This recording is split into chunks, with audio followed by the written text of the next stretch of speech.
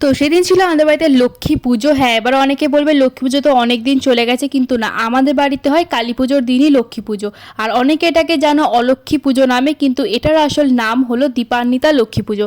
তো বরাবরের মতনই ঠাকুরমশাই এখানে চলে এসেছেন সন্ধ্যেবেলা পুজো করতে। আর এখানে লুচি, নাড়ু, খিচুড়ি, ভোগ, প্রসাদ সমস্তটা মা একদম একা হাতে মানে রান্না করেছে, গুছিয়ে রেখেছে।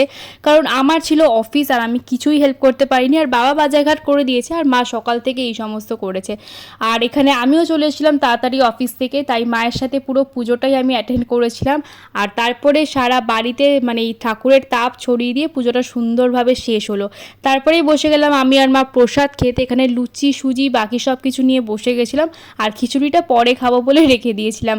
আর এখানে মা সমস্তটা গোছাচ্ছিল, সুজিগুলো কেটে রেখে দিয়েছিল মানে সারা পাড়ায় দেবে বলে। দেখতেই পাচ্ছ এখানে সারা পাড়ায় দেবে বলে প্লেট গোছানো হচ্ছে খিচুড়ি, লুচি, সুজি সমস্তটা দিয়ে। তোমরা জানিও তোমাদের